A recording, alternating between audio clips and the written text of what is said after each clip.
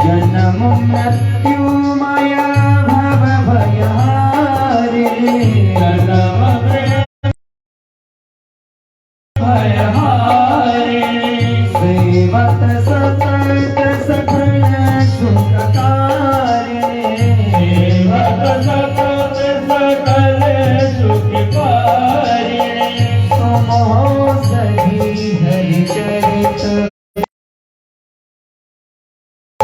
आरती अति पावन पुराण की धर्म भक्ति बेजान खान की आरती अति पुराण की त्वमेव सर्वं मम देव देव त्वमेव सर्वं मम देव देव त्वमेव सर्वं मम देव देव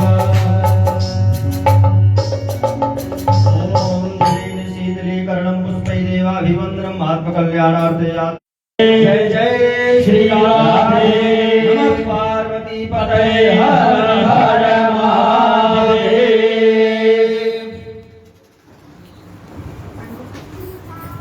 ड्रेस कृष्ण का अच्छे से कर देंगे। इधर वाला उधर उधर पीछे थोड़ा सा, हाँ पीछे थोड़ा सा।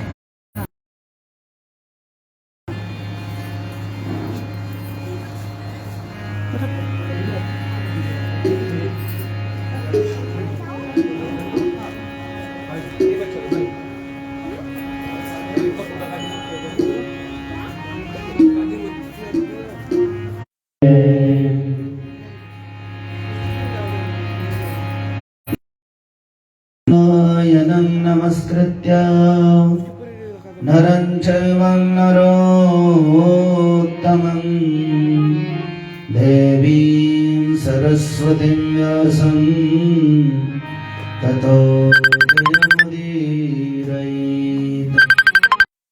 नमः तस्मै श्री गुरवे नमः। सच्चिदानन्दरूपाय विश्वोत्पत्त्याय तापत्रयविनाशाय श्रीकृष्णाय वयं नमः। श्रीकृष्णाय वयं नमः। वातात्मजं वा नरयोधमुख्यं श्रीरामदूतं शरणं प्रपद्ये। श्रीरामदूतं शरणं प्रपद्ये। बोलिए सच्चिदानंद भगवान की जय। बालकृष्ण कन्हैया लाल की। पवन सुत हनुमान की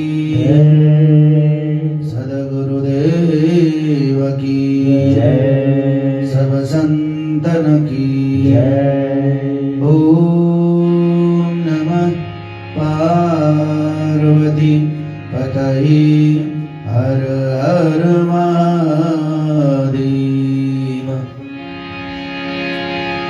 जन्माद्यस्य यतोऽन्वयादितरतां श्चार्थेषु विघ्नस्वराट् तेने ब्रह्महृदय आदिकवये मह्यन्ति यत्सूरयः। तेजो वारिमृदां यथा विनिमयो यत्र सर्वो मृषाम् धाम्ना स्वेन सदा निरस्तकुहकं सत्यं परं धीमहि। सत्यं परं धीमहि। धर्मप्रौजतकैतवोऽत्र परमो निर्मत्सराणां सताम् तापत्रयोन्मूलनम्। श्रीमद्भागवते महामुनिकृते किं वा परेरीश्वरः सद्योरुत्यवरुध्यतीत्रकृतिभिः शुश्रूषुभिस्तत्क्षणात् निगमकल्पतरोर्गलितं फलं शुकमुखादमृतद्रवसंयुतं पिबत भागवतं रसमालयं मुहुरहो रसिका भुवि भावुकाः रसिका भुवि भावुकाः। हे कृष्ण करुणा सिंधु दीनबंधो जगत्पते गोपेश गोपिका कांत राधा वल्लभ नमोस्तुते राधा वल्लभ नमोस्तुते। बोलिए सच्चिदानंद भगवान की जय। बाल कृष्ण कन्हैया लाल की जय।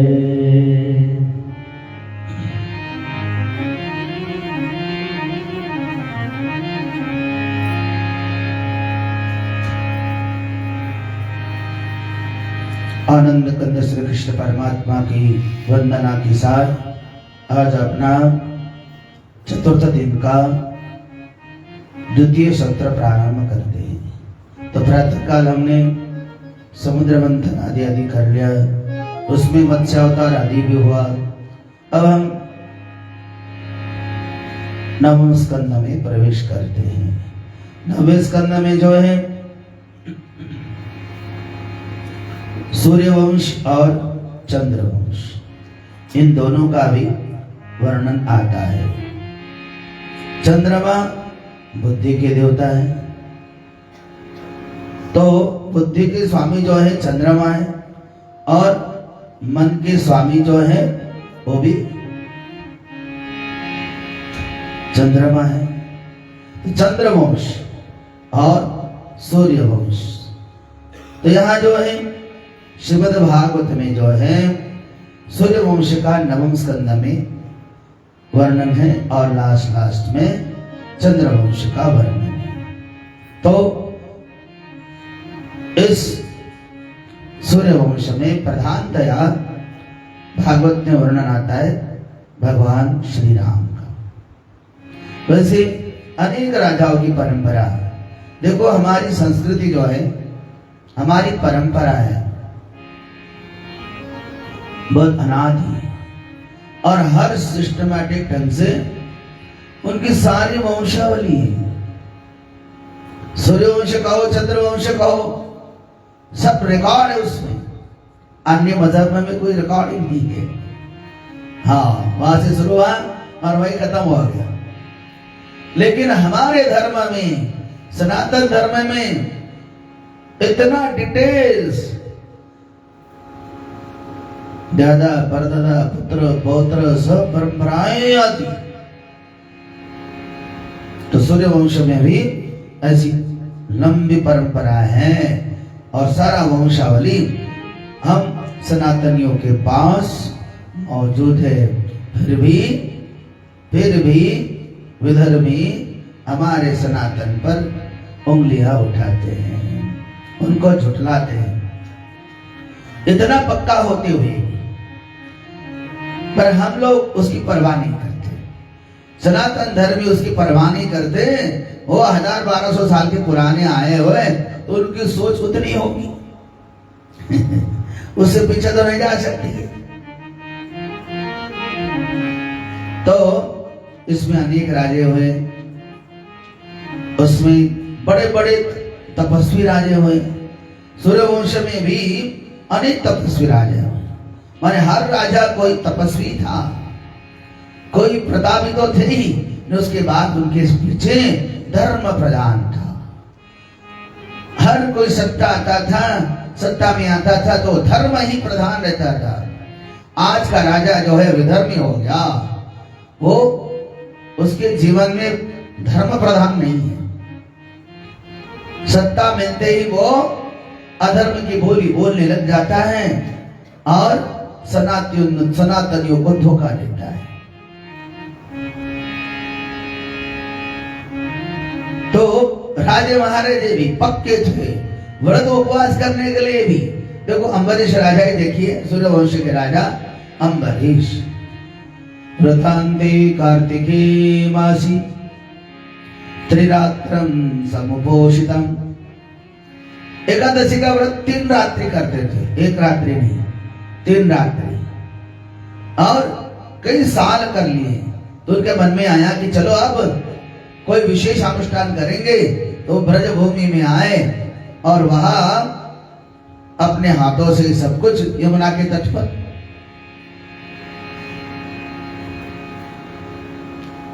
3 दिन व्रत कर लिया। और अंतिम जो है तपसा निवर्तन्ते, तपस के द्वारा वो तप करते हैं और बिल्कुल एक व्रती के जैसे व्रत करते। द्वादशी आई और द्वादशी की वो उन्होंने बिल्कुल संतों महात्माओं को हवन आदि करके सब विधि करके इन महात्माओं को भी पारण कराया एकादश द्वादशी का। अब जो है अब स्वयं एकादशी को छोड़ना है। देखो उपवास एकादशी का हो या कोई और भी उपवास हो, उपसर्ग है, वास एक शब्द है, उप प्लस वास। उप मतलब उपसर्ग का अर्थ निकट, और वास मतलब रहना, निकट रहना। किसके? किचन के, रोटी के। उप मतलब निकट, एकदम क्लोज, ईश्वर के सानिध्य में रहने को ही उपवास कहते हैं। और वो उपवास सार्थक तब होगा जब पेट भरा हुआ हो दबा के। तो क्या भगवान के पास निवास करेगा? वो आलस आएगा, तंद्रा आएगी और वो सो जाएगा या इधर उधर ताकेगा, वासनाओं के पीछे भागेगा। पेट खाली हो तो जब पेट खाली होता है मन बड़ा कंट्रोल में रहता है। हो सकता है कि थोड़ा किचन की ओर दौड़ेगा, और जगह दौड़ेगा तो नहीं है। उपवास तो निकटवास, ईश्वर के एकदम निकटवास करना है, उसी को उपवास कहते हैं। तो इस राजा ने बढ़िया विधि विधान से कई सालों तक एकादशी का व्रत कर लिया। वो 3 दिन का आज भी जो है यमुना के तट पर कर लिया। संत महात्मा को भोजन आदि कराया। स्वयं जब पारण करने बैठे तो उसी समय जो है दुर्वासा जी ऋषि वहां पहुंचे। अब निवाला पहले डालना था मुख में, उतने में दुर्वासा जी आ गए, स्वागत कर लिया। चलिए आप भी अपनी एकादशी व्रत छोड़िएगा। यहाँ चरण धो लिया, स्वागत कर लिया, बैठाया। उन्होंने कहा कि नहीं, अभी नहीं, अभी तो हमारा स्नान भी बचा है, हम यमुना जाके स्नान करके आ जाते। और दूर स्नान करने चले गए। इधर द्वादशी खत्म होती जा रही थी। अब करे क्या? द्वादशी के भीतर त्रयोदशी लगने वाली है, तो द्वादशी को ही पारण होना चाहिए। तो अब क्या किया जाए? इतने सालों का व्रत जो है समावर्तन हो रहा था, अब करे तो करे क्या? तो जो विद्वान थे उनसे सलाह ले ली कि क्या किया जाए। उन्होंने कहा कि ऐसा करो, तुलसी का पत्ता ले लो, थोड़ा जल डाल दो और वो प्राशन कर लो, तो तुम्हारी एकादशी द्वादशी जो है, द्वादशी के भीतर ही तुम्हारा पारण हो गया, एकादशी छूट जाएगी। इसलिए इतना करो। वो कर लिया, निश्चिंत बैठ गए। इधर जो है दुर्वासा जी बहुत लंबे समय तक बैठे। जब त्रयोदशी लग चुकी थी, फिर आए लौटकर, देखा तो राजा जो है निश्चिंत बैठे हैं।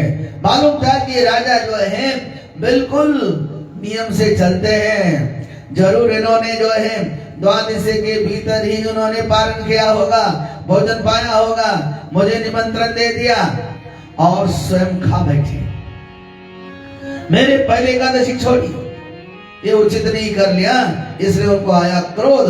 दुर्वासा दुदुभे भीतो दिक्षुप्राण परीक्षया। उन्होंने जो है एक क्रोध आने के बाद क्या होता है? कृत्या, एक कृत्या निर्माण करके बाल एक उखाड़ा फेंका।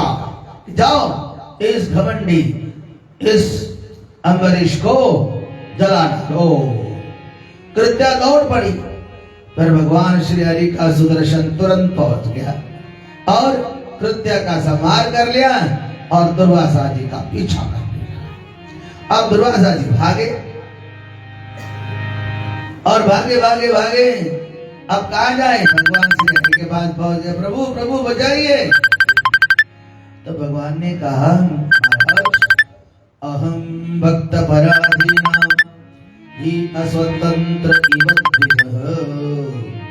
हम तो अस्वतंत्र है, हम परतंत्र हैं, हम स्वतंत्र नहीं है। हमारा सुदर्शन अब हमारी बात नहीं मानेगा, इसलिए अब हमारी बात तो आप भूल जाओ, क्योंकि ये सुदर्शन तो किसी और का हो गया। अगर आप शांति चाहते हो तो जहां से ये सुदर्शन आपके पीछे लगा है वहीं लौट जाओ, वही तुम्हारी शांति हो सकती है, वही वो शांत हो सकता है। क्योंकि हम तो भक्त के पराधीन हैं, भक्त के अधीन हैं, तो इसलिए आप वहीं चले जाइएगा। अब दुर्वासा वैकुंठ से भी लौटे और सीधे पहुंचे यमुना के तट पर और ईदाराद्य पुत्र प्राप्तान् प्राणान् वित्तमिमं वरं हित्वा मां शरणं यातः कथं तांस्तप्तुमुत्सहे साधवो हृदयं मह्यं साधुनां हृदयं त्वहं मदन्यत्ते न जानन्ति नाहं तेभ्यो मना मनोगपा नाहं तेभ्यो मनागपि। देखो भगवान कहते हैं कि देखो मैं कैसा हूं और साधु कैसे है, संत कैसे। साधवो हृदयं मह्यं, साधु संत मेरा हृदय होते हैं और साधुनां हृदयं अहं, संतों का हृदय मैं हूं, उनका हृदय मैं हूं, मेरा हृदय वो है। साधवो हृदयं मह्यं साधुनां हृदयं अहं मदन्यत्यन्ते जानन्ति, और वो सारा सब कुछ छोड़ छाड़ करे केवल मुझे ही जानते हैं, मेरे पर ही विश्वास रखकर वो पूरा जीवन बिताते हैं। इसलिए नाहं तेभ्यो मनागपि। तो वहां पहुंच गए, अरे बचाओ बचाओ अम्बरीश, हमें बचाओ। प्रणाम करते हुए वहां प्रणाम लोटपोट होना ही था। अम्बरीश आगे बढ़ गए और दुर्वासा जी को ऊपर ही पकड़ लिया। महाराज आप तपस्वी, तेजस्वी और महान ऋषि हो, आपको ये शोभा नहीं देता कि हम जैसे संसारी को प्रणाम करें। नहीं नहीं, तुम जैसे महान भक्त हो, देखो ये पहले सुदर्शन को रोको। तो अम्बरीश ने प्रणाम किया सुदर्शन को।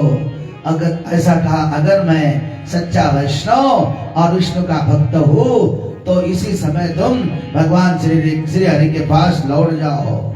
बस इतना कहते ही अम्बरीश की परिक्रमा कर ली सुदर्शन ने और भगवान श्री हरि के पास लौट गए। तब दुर्वासा ने देखा कि देखो सामान्य प्रेमी भक्त जो है कितना पावर रखते हैं। हम तो गुस्सा करने और क्रोध करके श्राप दे देते, अपनी तपस्या बर्बाद कर देते। और आज दुर्वासा जी ने इस भगवत भक्तों की महिमा जानी। देखो जब जीवात्मा, यमुना क्या है? यमुना नदी है ना, नदी है क्या? यमुना है भक्ति का तट। भक्ति के तट पर कोई साधक साधना करता है, घर-द्वार छोड़ के वहां पहुंच गया, वह साधना करता है। वो साधना करते करते क्या होता है, वहां कोई दुर्वासा जी आ जाते हैं। दुर्वासा क्या है? दुर्वासना, भीतर की दुर्वासना। देखो हम तो पावन यमुना के तट पर साधना कर रहे हैं और देखो हमारा पड़ोसी, हमारे मोहल्ले के लोग कहाँ मरे जा रहे हैं और नरक के किले उसी नरक में पड़े हैं। हम तो ऋषिकेश में आकर कथा सुन रहे हैं, प्राकृतिक गंगा का तट दिखाई दे रहा है, हम भाग्यशाली हैं। और गणेश पेट के लोग देखो वहां की गंदगी का स्वाद ले रहे। ये है दुर्भावना, ये दुर्वासा है, दुर्वासना। हाँ, भक्ति तो कर रहे हैं लेकिन साथ साथ क्या आया?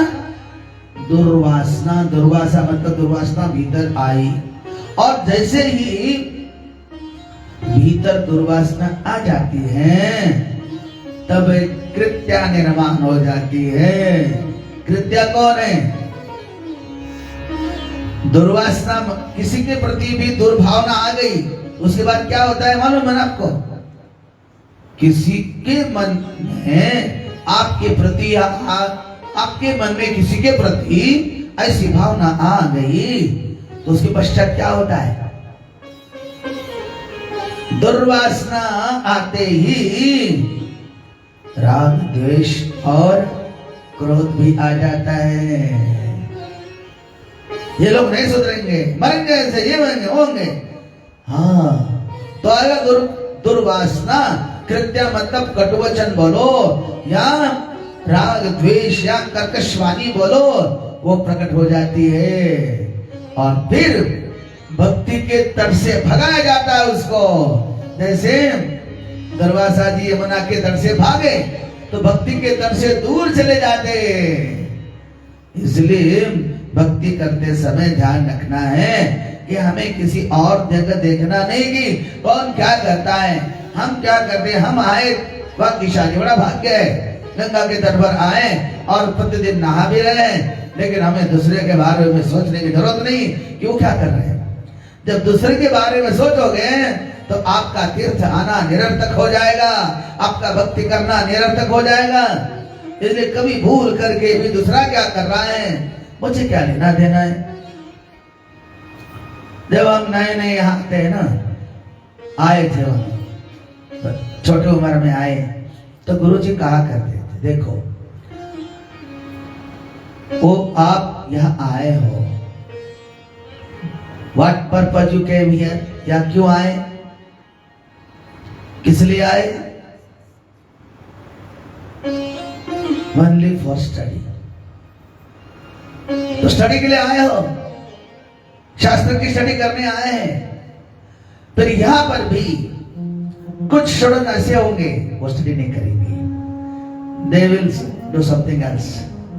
तो you need not to see others, you see yourself. आप अपने आप को देखना कि मैं क्या कर रहा हूं, मेरा पड़ोसी वाला रूम वाला क्या करता है, मेरा रूममेट क्या करता है। डोंट वरी अबाउट इट, क्योंकि अगर तुम उसके बारे में सोचोगे तो तुम कभी विद्वान या ज्ञान प्राप्त नहीं करोगे।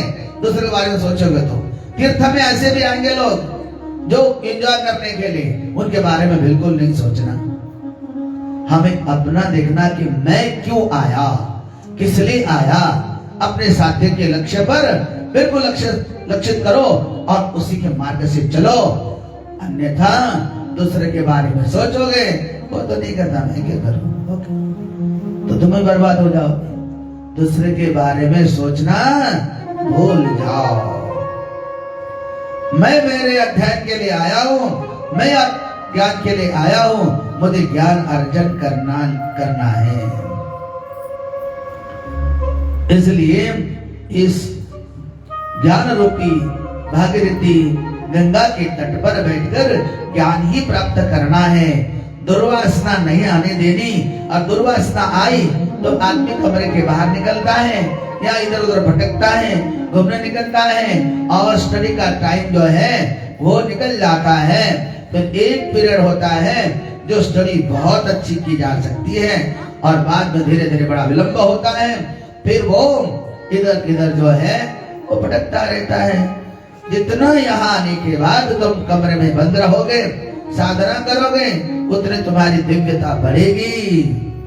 इसलिए गुरुजी ये कहते थे, इसलिए दुर्वासना यमुना भक्ति का तट है, गंगा ज्ञान का तट है। यमुना में भक्ति करते हैं और भागीरथी गंगा में ज्ञान की प्राप्ति के लिए लोग आते हैं। ज्ञान गंगा हमेशा बहती रहती है, तो ज्ञान प्राप्ति के लिए ज्यादा लोग हरिद्वार ऋषिकेश आते हैं।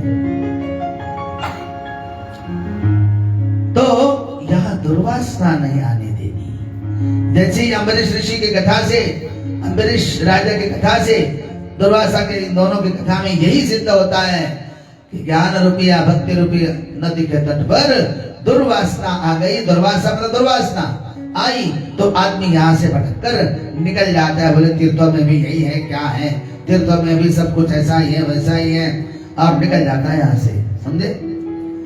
कई लोग जो है, अरे तीर्थ भी ऐसे बिगड़ गए, ऐसे बोलते हैं। अरे भाई तीर्थ नहीं बिगड़े, तुम्हारी दृष्टि बिगड़ गई। दृष्टि बिगड़ी तो सृष्टि बिगड़ी हुई नजर आएगी। इंसान ने अपनी दृष्टि सुधारना है, वो सृष्टि को सुधारना चाहता है। गड़बड़ है ना? पहले भीतर सुधारो, अपना चश्मा सुधारो, तब तुमको दुनिया अच्छी दिखेगी। खुद का चश्मा जो उसने ब्लैक लगाया और सारी दुनिया ब्लैक नजर आने लगी। हाँ, अंतःकरण का चश्मा जो है, ज्ञान का चश्मा, भक्ति का चश्मा होगा, और तब सभी जगह जो है पवित्र नजर आएगा। इसलिए भक्ति के तट पर, ज्ञान के तट पर आने के लिए ये पहला प्रिपरेशन बहुत जरूरी है। दुर्वासना से दूर रहना है। बोलो सच्चिदानंद भगवान की जय। इस तरह जो है, इस परंपरा में अनेक राजे महाराजे हुए। युवनाष्ट के पुत्र जो है मानधाता हुए। मानधाता ने विद्युमती से विवाह कर लिया, उनके काकुत्स आदि आदि जो हो गए। और इसके बाद जो धीरे धीरे सूर्यवंश जो है, सूर्यवंश का वर्णन आता है। और फिर इसमें राजा खट्वांग हो गए और उनके दीर्घबाहु हो गए। और उनके अज के बाद जो धीरे दशरथ और उनके जो है राम लक्ष्मण भरत शत्रुघ्न आदि जो हुए हैं। अब राजा दशरथ जो है, उनको संतान के संक्षेप में रामायण में करना है, तो वहां उनको संतान नहीं है। अब वशिष्ठ मुनि के पास पहुंच गए, गुरुदेव बुढ़ापा आ रहा है, कोई संतान नहीं है, कुछ प्रयास करना चाहिए। तो वशिष्ठ मुनि ने कहा कि ठीक है, अब हम पुत्र कामेष्टि याग करेंगे। पुत्र कामेष्टि याग करने के लिए शृंग ऋषि को भी लाना पड़ेगा। शृंग ऋषि को भी लाए और पावन सरयू के तट पर जो विशाल यज्ञ मंडप बना लिया गया और वहां पर पुत्र कामेष्टि याग प्रारंभ किया है। पुत्र कामेष्टि याग से क्या होगा? पुत्र होगा और राजमहल में सारी तिलकारियां सुनाई देगी। इस तरह जो है यज्ञ पूरा हो जाता है। और पूर्णाहुति के समय स्वयं साक्षात अग्नि देवता जो है खीर का पात्र लेकर प्रकट हो जाते हैं और वशिष्ठ के हाथ में आई। वशिष्ठ ने महाराज दशरथ को दे दी। अब तुम अपने तीनों रानियों को जो है वो उनकी योग्यता के अनुरूप उनको डिवाइड कर लेना, उनको बांट देना और फिर जो है दिव्य पुत्र रत्नों को पा लेना। तो अभी राम भगवान प्रकट होने वाले हैं। देखो राम नाम लेते हो ना,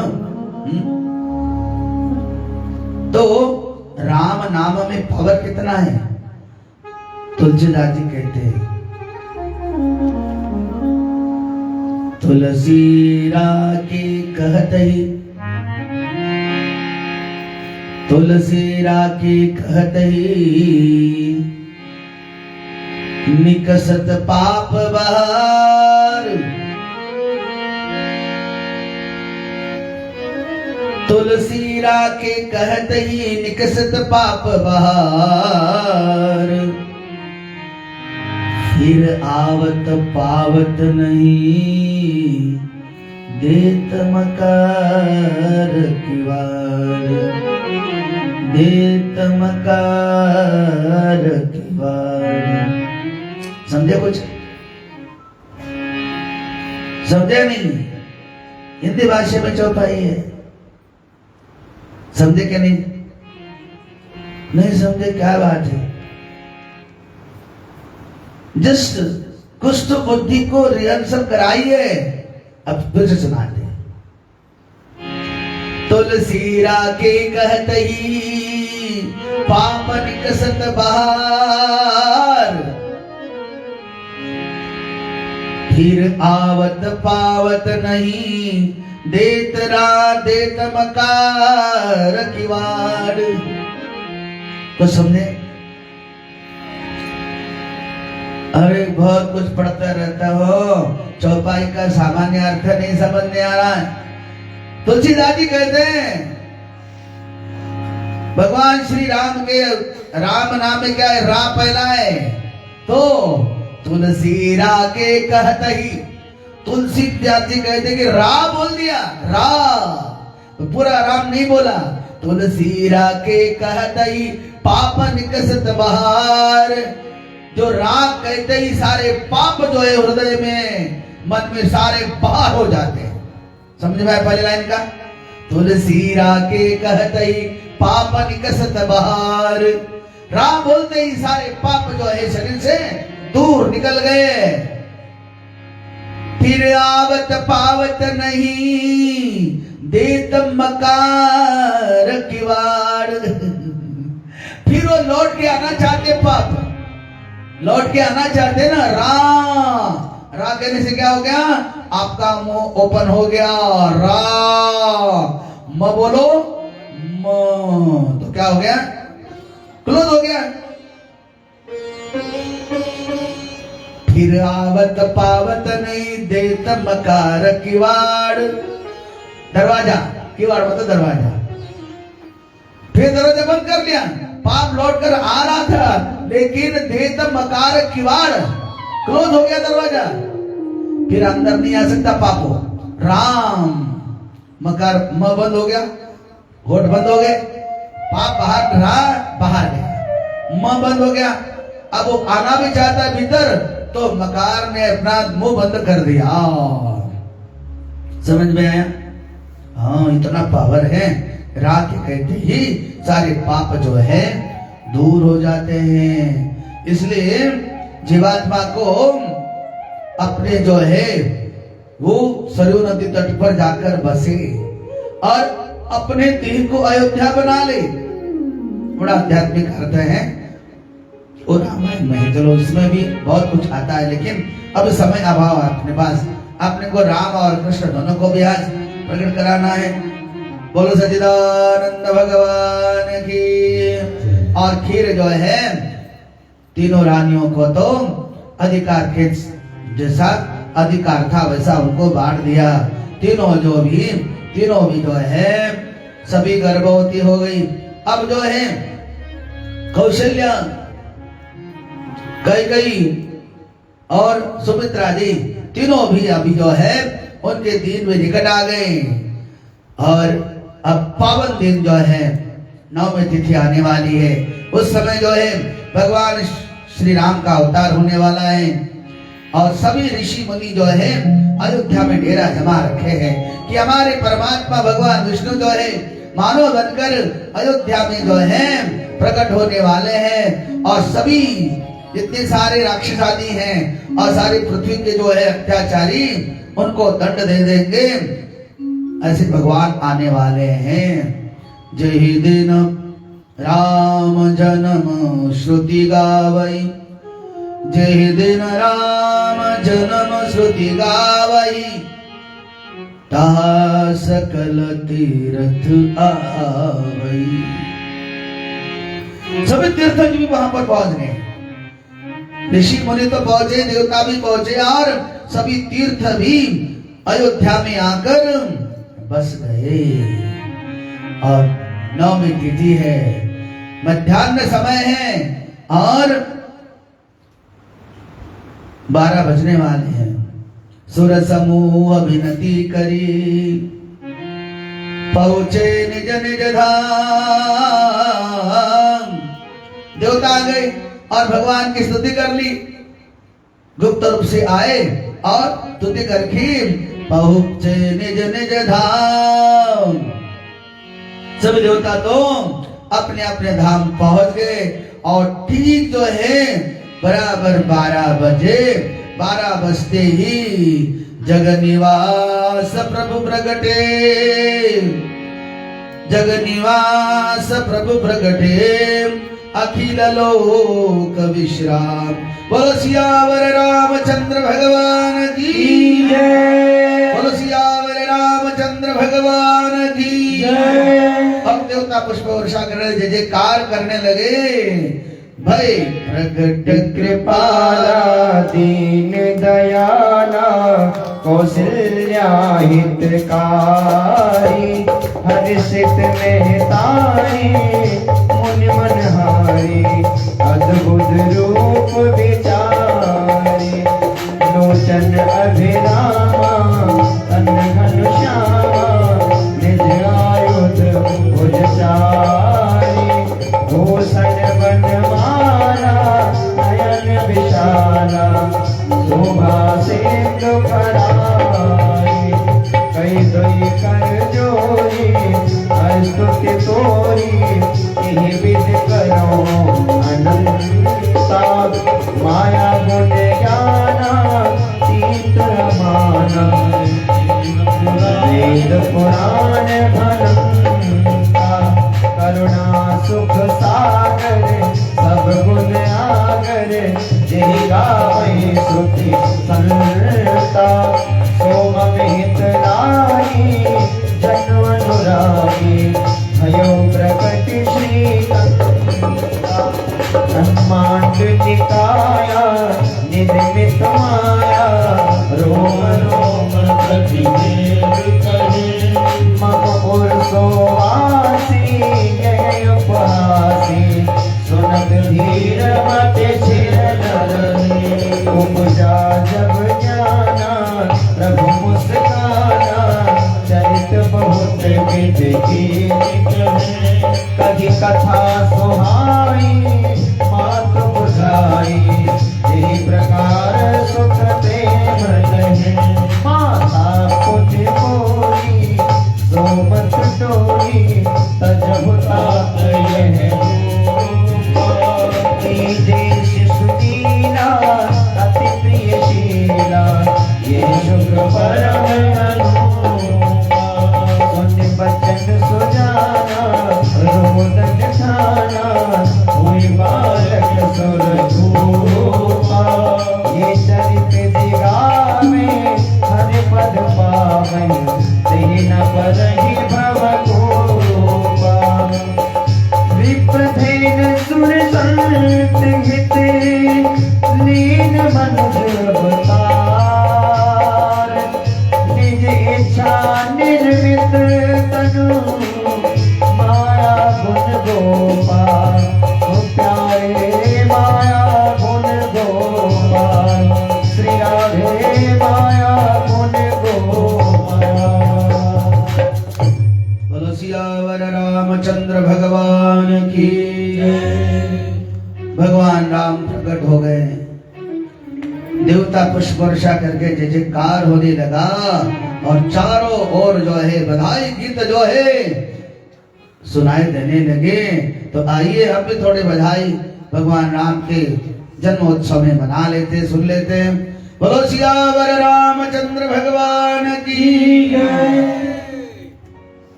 जल्दी